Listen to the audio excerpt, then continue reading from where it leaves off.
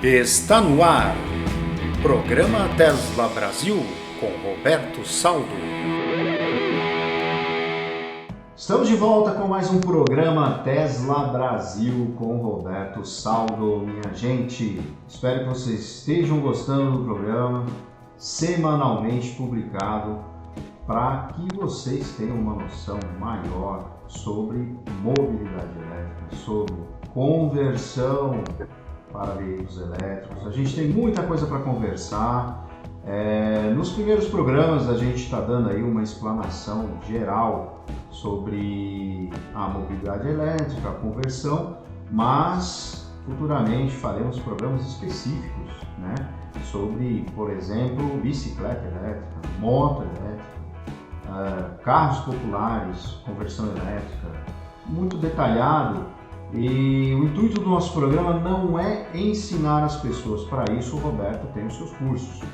Inclusive, vocês vão ver sempre nas publicações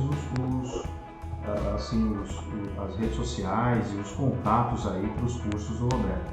O intuito do nosso programa é levar informação para que você, quando resolva participar da mobilidade elétrica, saiba o que fazer, ok? Então vamos lá. Roberto, tudo bem? Como é que estão as coisas? Tudo bem, Ricardo, muito obrigado aí mais uma vez. Obrigado a você que está acompanhando aí a nossa audiência aí, acompanhando nossos programas. Ok, Roberto, vamos lá. Hoje eu gostaria de falar um pouco mais sobre baterias. A gente deu uma pincelada aí nos 2 primeiros programas sobre essa questão de bateria. Acho que uma pergunta inicial, assim, que as pessoas têm muita dúvida é: o motor a combustão, ele já fala combustão porque ele usa combustível. Qual é o combustível do carro elétrico? O combustível do carro elétrico são os elétrons, né? Isso é uma eletricidade. Você acumula no banco de baterias para poder usar no motor elétrico. Certo, então, em resumo, são as baterias, né?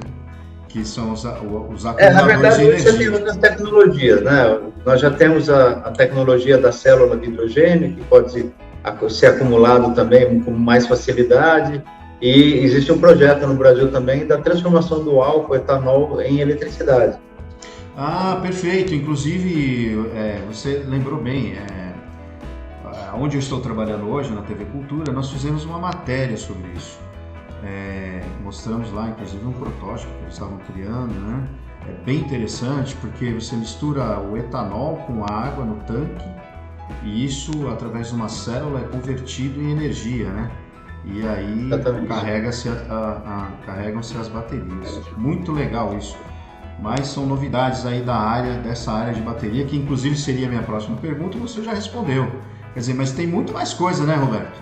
Além dessa célula aí, vamos dizer assim, poderíamos dizer uma célula de hidrogênio, né? Porque, o pessoal pesquisa aí, mas é mais ou menos isso, né? Quando você mistura etanol com água, você multiplica as células de hidrogênio, né?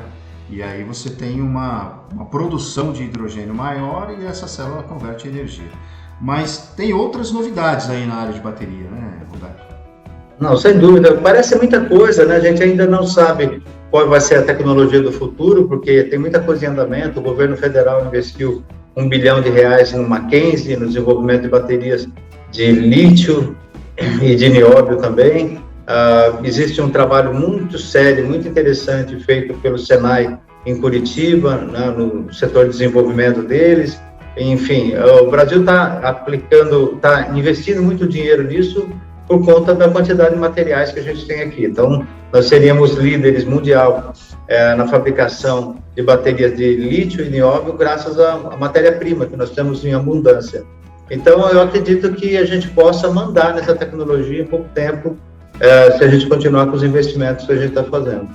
Fora isso, tem outras baterias de oxigênio, por exemplo, 100% desenvolvida aí fora, umas baterias mais modernas de lítio também, enfim, muita coisa acontecendo nesse mundão aí de baterias que vai diminuindo o tamanho delas, né? Melhorando capacidade energética, diminuindo o tamanho e baixando o preço também.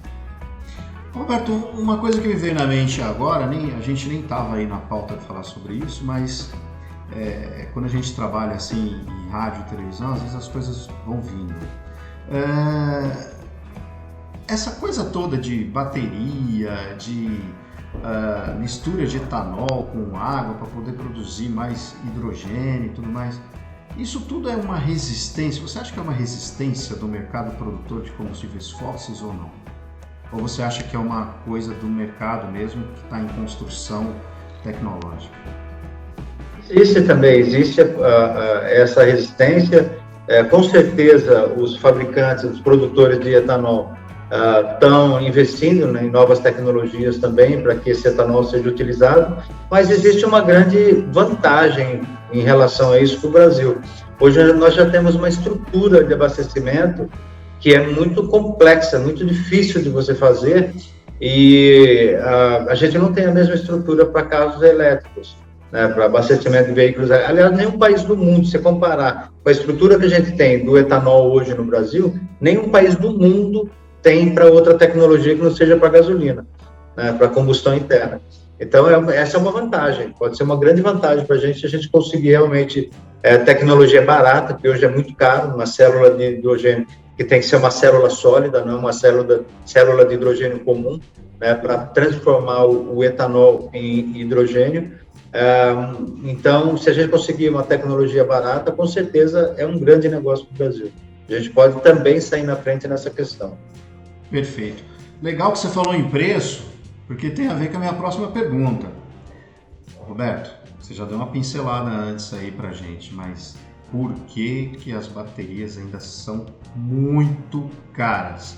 Assim, eu sei que se eu for fazer uma comparação em dólar, for fazer uma comparação em euro, é claro que para o nosso pobrezinho real a gente paga mais caro, a gente entende isso, mas é muito caro.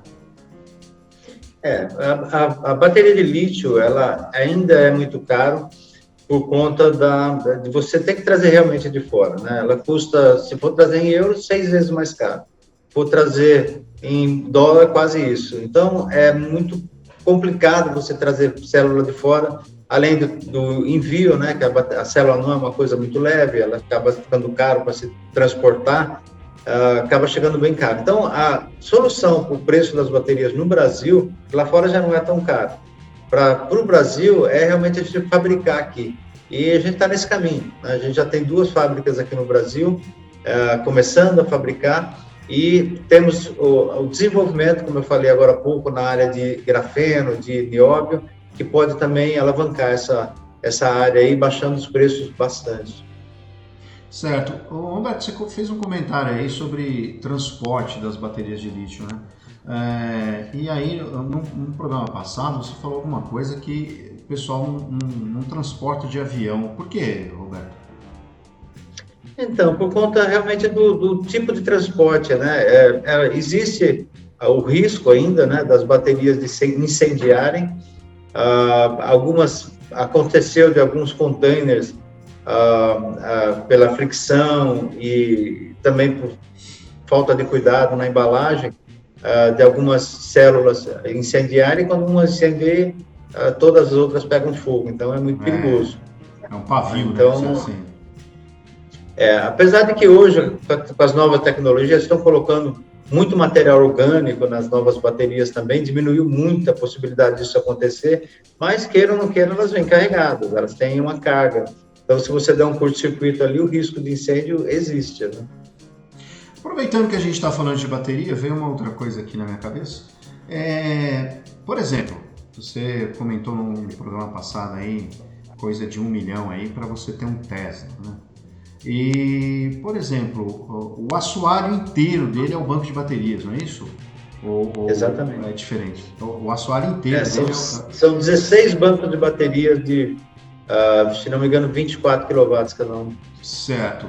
E a gente vê umas outras notícias, né, não muito interessantes, não muito boas sobre isso, mas, por exemplo, o cara teve um problema num desses bancos. A Tesla vai trocar só a célula ou vai trocar o banco inteiro? Então, quando estiver na garantia, eles trocam o banco, a célula inteira, né? Você pode trocar só a célula.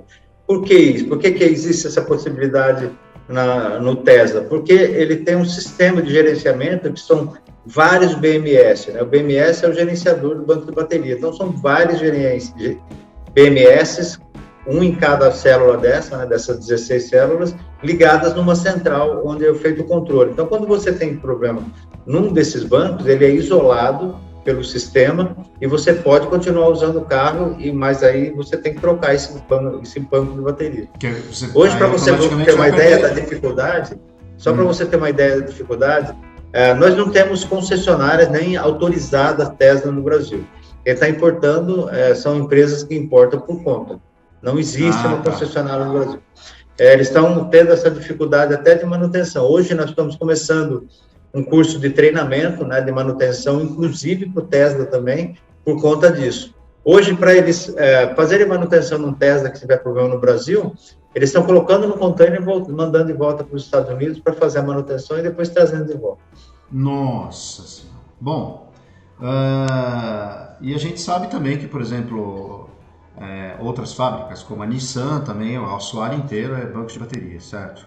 E assim por diante, porque é o lugar mais lógico, vamos dizer assim, para não perder espaço, enfim, para tudo. Não, na verdade, o que tem acontecido nesse sentido é para você melhorar a aerodinâmica não, mas o centro de gravidade desse veículo.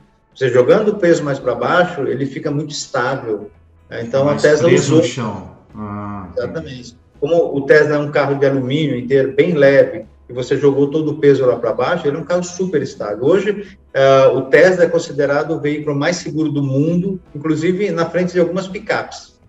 Para o brasileiro, Roberto, ainda, por questão de custo-benefício e até encontro no mercado de tecnologia para isso, o brasileiro ainda tem que optar pela bateria ácida ou bateria de chumbo?